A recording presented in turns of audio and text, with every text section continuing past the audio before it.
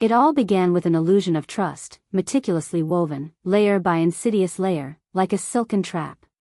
In the high-stakes, cutthroat corporate world of Houston, a city where ambition often outpaced ethics, where multi-million-dollar deals were not merely closed but ritualistically consecrated on manicured golf courses, and where loyalty was pragmatically measured by one's unwavering willingness to sacrifice sleep, personal life, and even moral certitude, trust was undeniably the most coveted, albeit often fleeting, currency.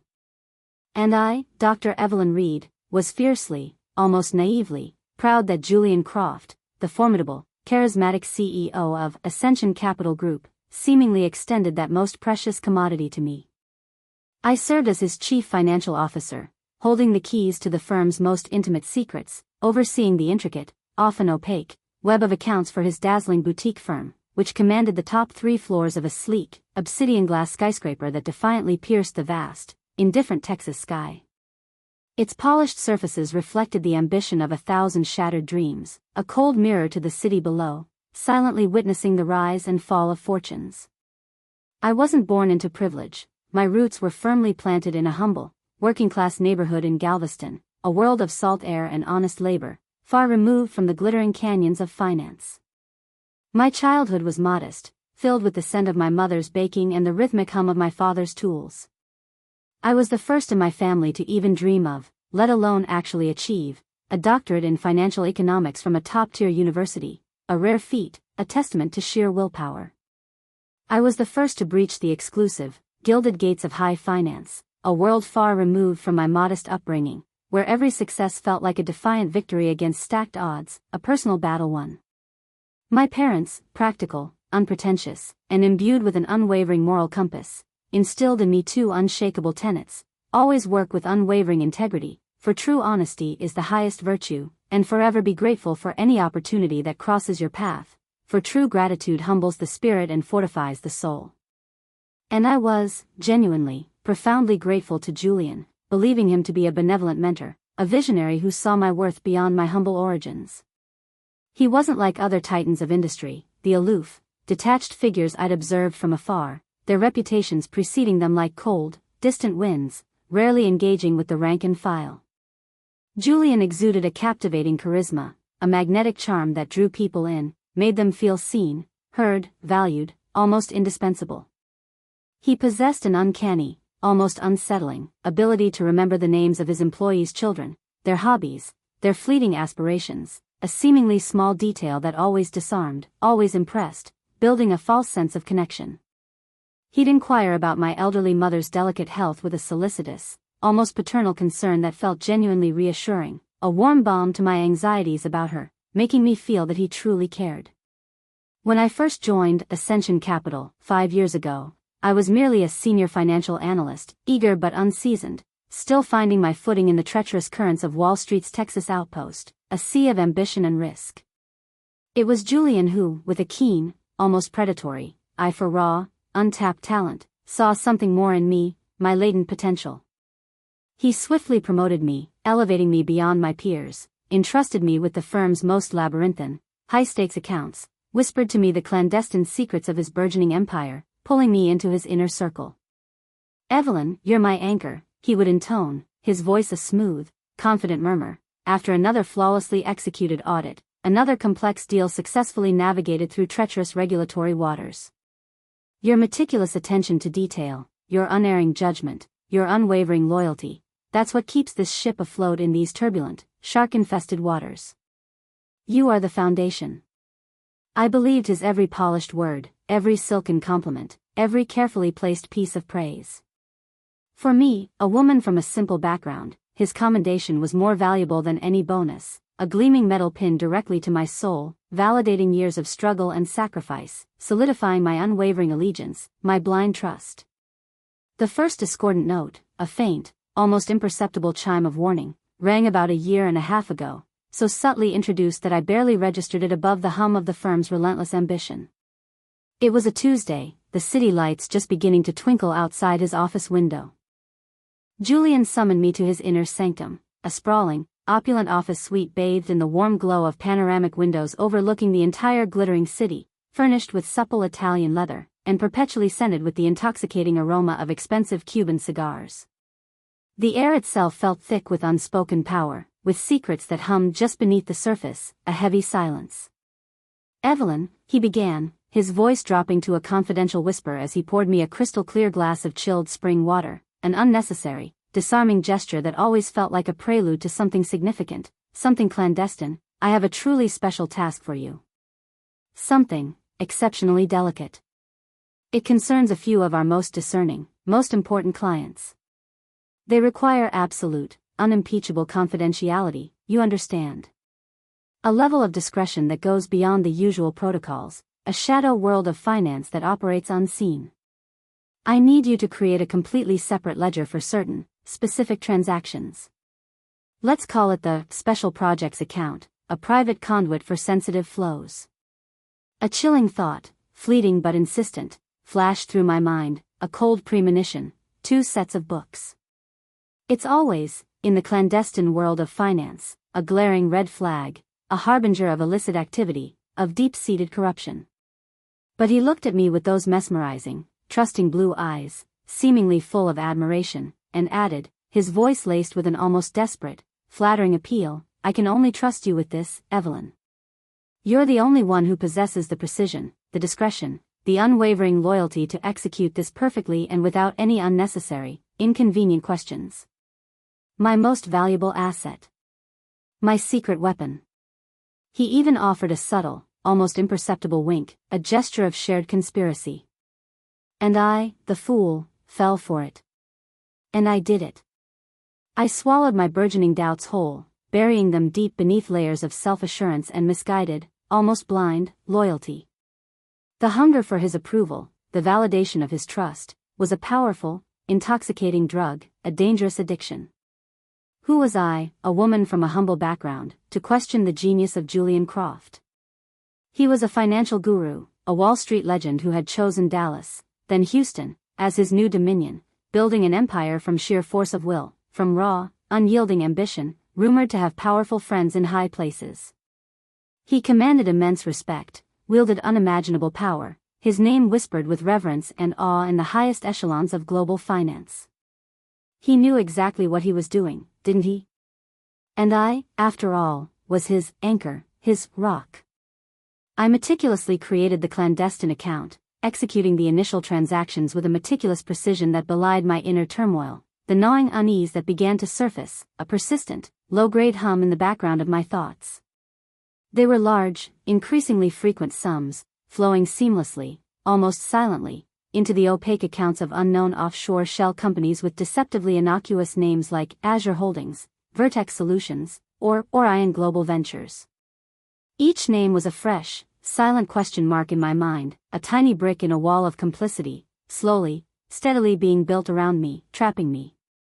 Over time, these special projects became disturbingly frequent, a relentless, growing tide that threatened to overwhelm me, to drown me in a sea of illicit transactions and unethical dealings.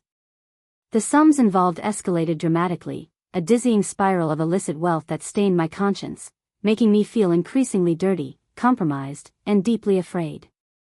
One restless afternoon, a gnawing unease, too persistent to ignore, finally prompted me to break my self-imposed silence, to dare to speak up, to question the unquestionable. "Julian," I ventured, my voice barely audible above the hum of the trading floor, standing hesitantly in his office doorway, clutching a folder of legitimate accounts, "I'm seeing a transfer of $5 million to the account of Crimson Star Limited. I don't have any supporting documentation for this company, no corporate registration, no beneficial ownership details. I need something for the records. A proper paper trail, for compliance. For audit. For my own protection, Julian." He smiled his trademark disarming smile, a practiced, predatory rictus that always seemed to melt away objections, dissolving doubts into thin air, leaving only a residue of charm. "Evelyn, Evelyn," he chuckled, his voice light, dismissive, imbued with an air of superiority that made me feel provincial, small. He walked around his desk, casually perching on its edge, closer to me than he usually stood. "Don't trouble your pretty head with legal technicalities, darling. I have an army of lawyers for that. Their job is to ensure plausible deniability, to erect impenetrable legal shields. Your job is numbers, and you, my dear, are the absolute best at it. Just process the payment. Consider it done. I take full and complete responsibility. The buck stops with me. He even reached out, his hand gently touching my arm, a fleeting, disconcerting contact. But then, he added the phrase that became his most insidious weapon, a poison that seeped into my very soul, eroding my self-trust, twisting my perception of loyalty, twisting me. Don't you trust me, Evelyn? After all we've built together? After all I've done for you? I thought we were a team. A partnership. More than colleagues, a true alliance. A shared destiny. Those words, "Don't you trust me?" became a relentless, echoing torment in my mind. They made me feel inexplicably guilty, irrationally paranoid, inherently disloyal, a traitor to our team, to the man who had supposedly saved me, elevated me. I am the daughter of simple, honest working-class parents. I know what genuine trust is, what unwavering loyalty truly means, forged in the crucible of hardship and shared struggle. And I backed down again, shame burning through me, a bitter taste in my mouth, a sense of self-loathing beginning to take root, festering.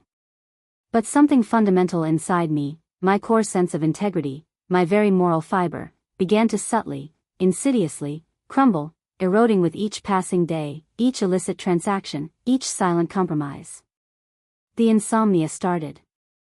I would lie awake night after night, staring at the dark, indifferent ceiling of our spacious bedroom, the oppressive silence punctuated only by the frantic pounding of my own heart, a relentless drumbeat of guilt and fear, replaying these illicit transactions in my head, a tormenting, endless loop, offshore company names, dizzying sums, precise dates, each one a fresh stab of guilt, a deepening stain on my conscience. My husband, Mark, a kind, patient man, noticed the profound change, his brow furrowed with growing concern, his sleep disturbed by my restless tossing and turning, my silent anguish. "Honey, you haven't been yourself lately," he'd murmur, his voice heavy with worry, reaching for my hand in the darkness. "You're constantly on edge, distant. You look absolutely exhausted, like you're carrying the weight of the world on your shoulders." I would brush it off, mumbling vague, unconvincing excuses about just a heavy workload, market fluctuations, the stress of quarter-end research deadlines. I couldn't tell him anything. How could I confess that I was potentially, deeply, inextricably involved in something so profoundly illegal, so morally corrupt? That would be a terrifying admission of my own weakness, my own profound stupidity, my own compromised morality, a betrayal of everything I stood for, everything he believed in. Then the panic attacks began, a terrifying escalation, a physical manifestation of my internal torment. At first, they were mild, like a sudden, unexpected wave of nausea, a fleeting tightness in my chest, a momentary disorientation. Then they escalated, growing stronger, more terrifying, culminating in suffocating waves of primal, unreasoning fear.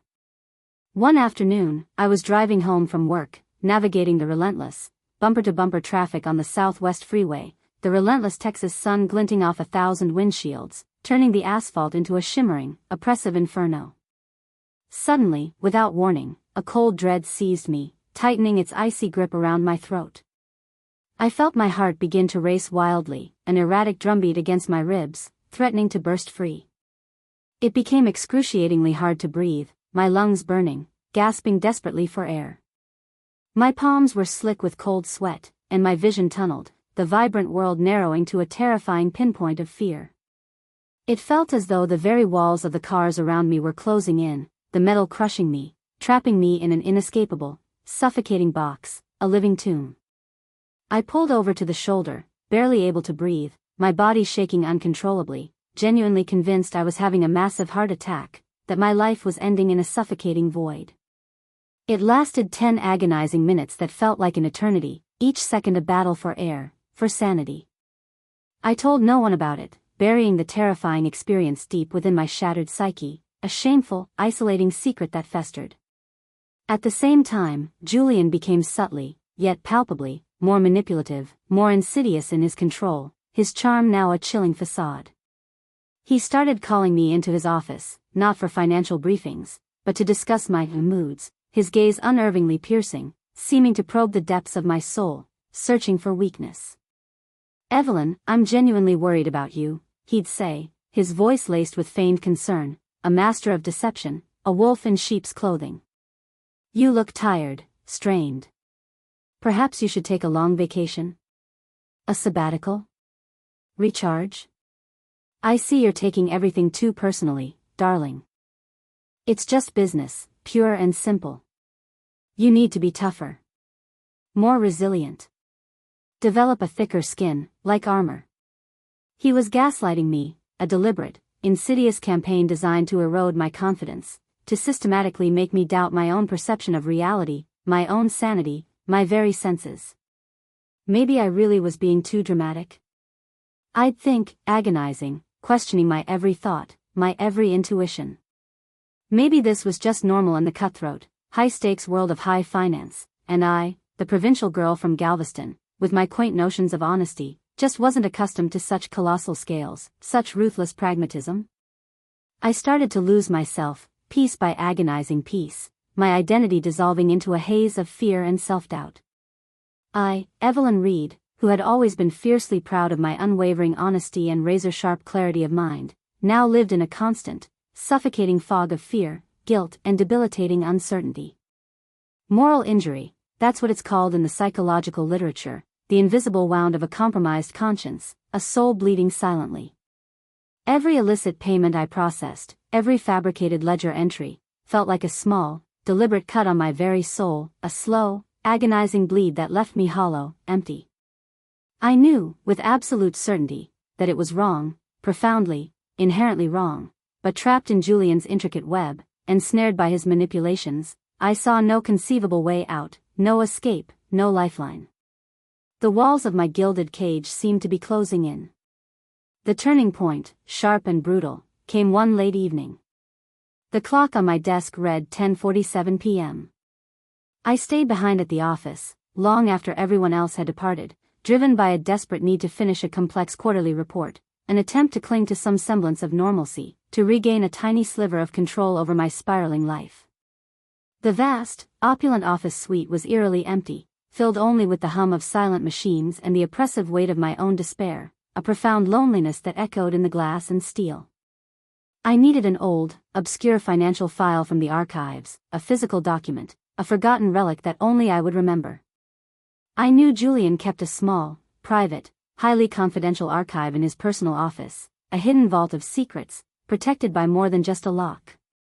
As I meticulously searched for the right folder in his meticulously organized mahogany cabinet, my hand inadvertently brushed against a precariously balanced stack of papers on his sprawling desk.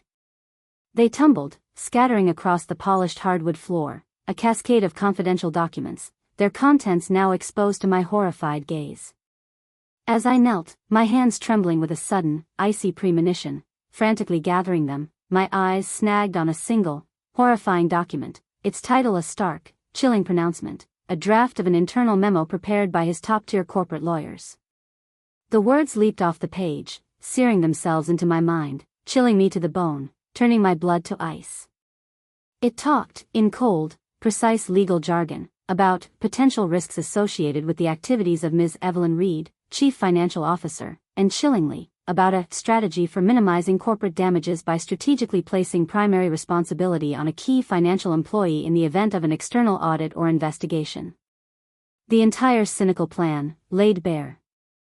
I read those lines again, my mind reeling, the words blurring into a terrifying nightmare, a prophecy of my impending doom.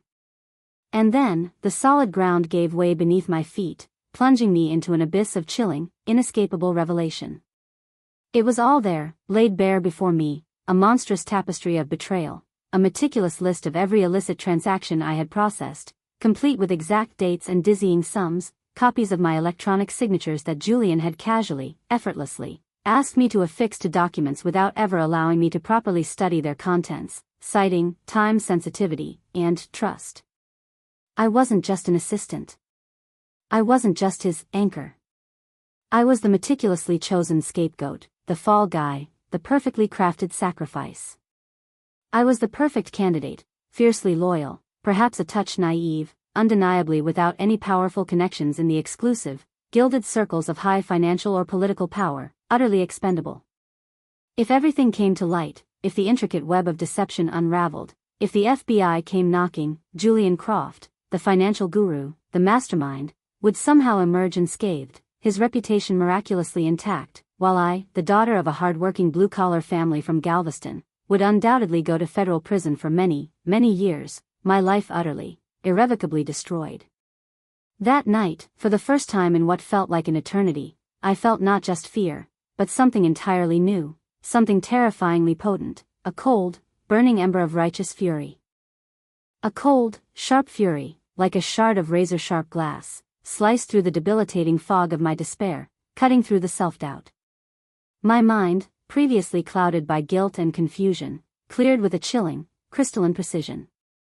I understood everything. Every manipulation. Every lie. Every calculated, ruthless move. I walked, with a new, terrifying resolve, a cold certainty in my steps, back to my own expansive desk. My hands were trembling, but not from fear, they vibrated with a surge of raw, untamed adrenaline, a dangerous energy. I reached into my designer handbag, retrieved a small, innocuous flash drive, a mundane piece of plastic and metal that I always carried with me for work, a seemingly innocent tool, and inserted it into my computer. And, with a heart pounding a furious rhythm against my ribs, I started copying. Those were the two most terrifying, yet most exhilarating hours of my life. Every creak in the opulent, silent hallway, every distant hum of the building's massive machinery, made my heart stop dead in my chest, a cold, metallic taste in my mouth, a phantom taste of fear. I copied everything, every meticulously hidden file from the Special Projects account, every incriminating email where Julian, with his casual disregard for legality, had given me explicit, illicit instructions, and, most importantly, that damning internal memo outlining their cold, calculated plan to frame me, the irrefutable, undeniable proof of his treachery. When the download progress bar finally, agonizingly, flickered to 100%, a silent scream of triumph echoing in the confines of my mind, I carefully pulled out the flash drive, secreted it deep within the hidden, zippered pocket of my jacket, and walked out of that glittering prison. I drove home through the deserted city streets, the flash drive, this small piece of plastic and metal, now my only hope, my sole defense, my very salvation. My silent, deadly kryptonite against the seemingly invincible Superman of the financial world. Now, I was living a meticulously constructed double life, a dangerous, exhausting masquerade. By day, I was the same Dr. Evelyn Reed, Chief Financial Officer, outwardly composed and obedient, a loyal, indispensable cog in Julian's sprawling empire. I would smile at Julian, discuss quarterly reports with him, even feign enthusiasm for his latest, visionary, schemes, all while everything inside me was screaming, a silent, internal maelstrom of rage, dread, and a new, chilling determination. And at night, I would sit hunched over my laptop, the screen illuminating my grim face, meticulously poring over the copied files, trying to piece together the full, monstrous picture of his intricate money laundering and corporate espionage empire, discovering layers of corruption so vast and so chilling that they made my blood run cold. My paranoia reached its absolute zenith. It seemed to me that my phone was constantly bugged, that every conversation was being monitored, every keystroke tracked. I stopped talking to my sister, Camilla, about anything beyond the most mundane, innocuous topics like the weather or family recipes, fearing that even a whisper could betray me. She sensed my distress, her voice laced with growing concern. "Evelyn, you sound like a stranger. What's going on? You're not yourself. You're so distant."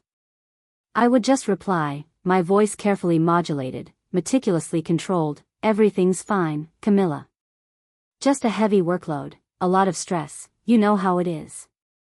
Julian, with his predatory instincts, also sensed a subtle shift in my demeanor, a faint crack in my carefully constructed facade. He became even more attentive, more solicitous, more outwardly charming, but now his attention was like the watchful, chilling gaze of a predator observing its prey, waiting for a weakness, a misstep. "Evelyn, you know we're in this together," he said to me one day, his hand resting, cold and possessive, on my shoulder, a deliberate gesture of power, a physical assertion of ownership. "If one of us falls, my dear, we fall together." A shared destiny. A shared grave. It was a thinly veiled threat, a chilling, undeniable reminder of my complicity. He was letting me know, in no uncertain terms, that I was inextricably tied to his fate, irrevocably implicated in his illicit activities. His fall would be mine. The clock was ticking, each second a painful, agonizing beat against my skull. I learned from snippets of hushed conversations in the executive lounge, from panicked whispers on the trading floor, that federal agents had quietly launched a preliminary, high-level investigation into one of their most prominent, most shadowy clients, a known international figure. I knew, with a certainty that chilled me to the bone, that it was only a matter of time before their relentless gaze, their probing questions, their uncompromising scrutiny, turned directly to Ascension Capital. Julian, with his ruthless efficiency and chilling foresight, was already preparing to clean up loose ends, to meticulously remove any incriminating evidence, any inconvenient witnesses, any threats to his empire. And I, the loyal, indispensable chief financial officer, was the main loose end he was meticulously planning to cut, to sever permanently. The stakes, I realized, were no longer just my career or reputation. They were my life. I was utterly trapped, caught in a terrifying snare, a gilded cage with no visible exit. If I went to the FBI, if I revealed his crimes, would become a whistleblower, a brave, principled act, yes, but I would also have to confess to my own unwitting complicity, my own profound involvement in his criminal enterprise. I might get a shorter sentence, a concession for my cooperation, but my illustrious career in finance, my hard-earned reputation, my very identity, would be utterly destroyed forever, reduced to ashes, a pariah. If I did nothing, if I remained silent, if I played his game, would inevitably become the main defendant, the fall guy, facing years, perhaps decades, in federal prison, while Julian Croft, the mastermind, the serpent in the tower, might, just might, escape punishment, vanish into the impenetrable shadows of offshore accounts and hidden wealth. I went for weeks without a single moment of genuine sleep, my mind a relentless battlefield, weighing these two terrible, soul-destroying options, each a descent into a different kind of hell. I lost weight rapidly, my face gaunt, hollowed, dark, bruised circles appearing perpetually under my eyes, a constant testament to my torment, my silent suffering. I looked at myself in the mirror and genuinely didn't recognize the woman staring back at me. It was a hunted, tormented creature, a ghost of my former self, stripped bare by fear. I thought about my parents, their simple pride in my accomplishments, the immense sacrifices they had made for my education, their unwavering faith in me. I thought about Mark, my kind, patient husband, the unwavering light in my life, about how my inevitable imprisonment would shatter his life, destroy his future, condemn him to a life of quiet despair. And, in my deepest, darkest moments of despair, those chilling hours of isolation, I realized that a third option, suicide, was starting to seem not so crazy, not so terrifying, a seductive whisper of ultimate escape, a final, desperate peace. That terrifying realization. That chilling thought. It scared me to my core. It was the brutal, visceral shock I needed to yank me back to reality, to the harsh, unforgiving light of day. I understood, with a sudden, searing clarity, that it wasn't about a career anymore. It wasn't about money, or reputation, or even avoiding prison. It was about my life. My sanity. My very soul. My right to exist on my own terms. And the only way, the only conceivable way, to reclaim them, to escape the suffocating darkness that threatened to consume me, was to tell the truth. The entire, unvarnished, terrifying truth, no matter how daunting, no matter the consequences. I made a decision, cold and resolute, forged in the crucible of my despair. I didn't go to the local FBI office. I was afraid Julian might have subtle, unseen connections there, tentacles reaching into unexpected, corrupt places, compromising my safety. I did my own meticulous research, quietly, in the dead of night, delving into obscure public records, encrypted databases, and anonymous legal forums. I found a name, Agent Rebecca Thorne, a legendary figure known for her uncompromising, almost fanatical fight against complex financial crimes within the Justice Department's Washington, D.C. headquarters. Her reputation was unblemished, her integrity unquestioned, her track record formidable. I found her secure, work email address and, with trembling fingers but a firm, unwavering resolve, wrote a single, anonymous, coded sentence. I have irrefutable evidence of extensive money laundering at Ascension Capital Group, involving multiple high-profile individuals and a vast, international network of shell corporations. I wish to speak only with you, Agent Thorne, and only under the strictest terms of confidentiality and protection. The stakes are my life. 2 days later, a cryptic, carefully worded reply appeared in my anonymous inbox. A meeting was scheduled, a nondescript, anonymous hotel in a Dallas suburb, a neutral, anonymous territory, a place where secrets could be safely exchanged. The address was a series of coordinates, a coded message, hinting at the depths of the network I was confronting. The climax of my story wasn't a violent explosion or a dramatic shootout, no. It was a quiet, almost suffocatingly tense scene in a faceless hotel room, filled only with the faint hum of the air conditioner and the thunderous pounding of my own heart against my ribs. Agent Thorne, a woman with intelligent, tired eyes that seemed to see right through me, her gaze unblinking, assessing, sat across from me, emanating an aura of calm authority. I was trembling like a leaf, my body a foreign entity, betraying the raw terror that gripped me. I told her everything, my voice a raw, desperate whisper, punctuated by ragged breaths. About how I was initially drawn into Julian's web, the subtle, insidious manipulations, the escalating threats, about the suffocating fear that had consumed my life, turning it into a waking nightmare. I detailed the shell companies, the offshore accounts, the names of his illicit partners. Then, with a deep, shaky breath, I reached into my purse, retrieved the small, unassuming flash drive, my silent weapon, my digital shield, and placed it on the table between us. It felt like placing my entire life, my very soul, into her hands, a terrifying leap of faith. It's all here, Agent Thorne, I managed, my voice barely audible, thick with unshed tears. Every illicit transfer, every incriminating email, every fake invoice, every recorded conversation. And the memo that proves they planned to frame me, to make me their scapegoat. The undeniable proof of his treachery. It implicates everyone. Agent Thorne took the flash drive.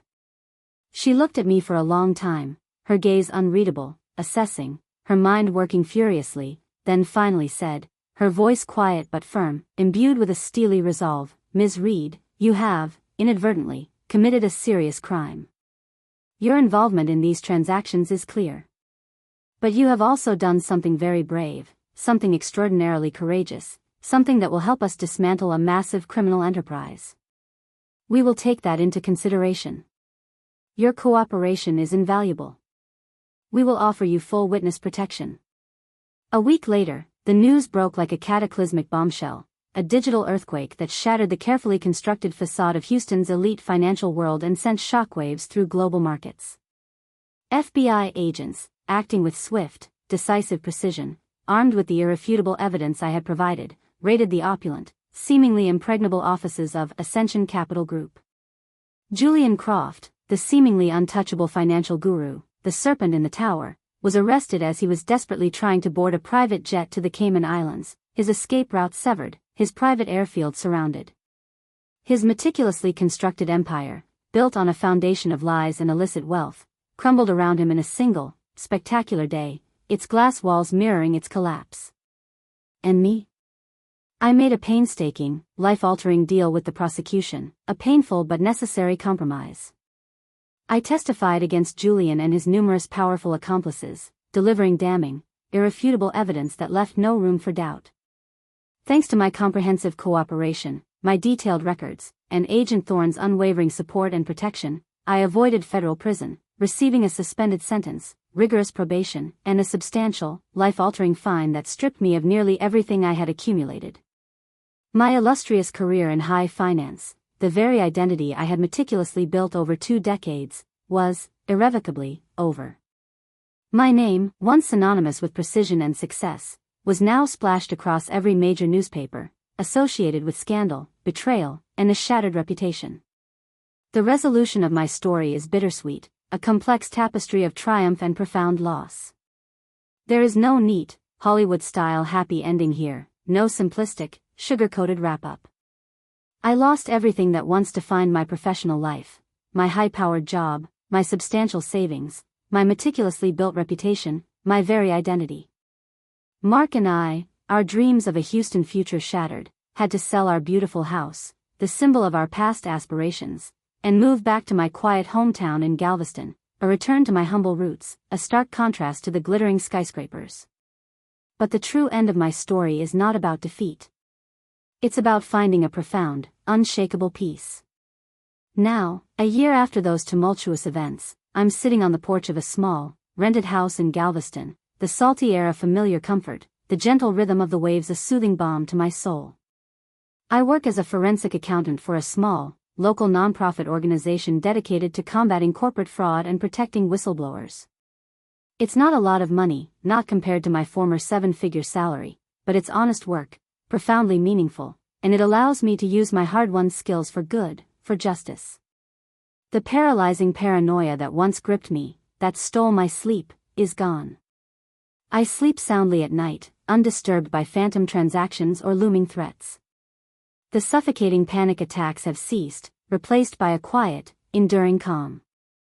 I continue to see my therapist, and together, patiently, meticulously, we are picking up the shattered pieces of my self-esteem, rebuilding my sense of worth, brick by painful brick. The scars remain, deep and indelible, etching themselves into my soul, and they probably never will disappear, a permanent, visible reminder of the serpent in the tower. But I'm no longer that hunted, tormented creature, consumed by fear and despair. I got my life back, my authentic self. It's not as glamorous as it used to be. It's simpler. It's quieter. But it is profoundly, unequivocally, mine. And it is honest. Sometimes I look at the vast Texas sky, stretched infinitely above the gentle waves of the Gulf, a boundless expanse of freedom, and realize that escaping from that glittering prison of glass and steel, though agonizingly painful, was the best, most liberating thing that ever happened to me. I am finally, truly, unequivocally free.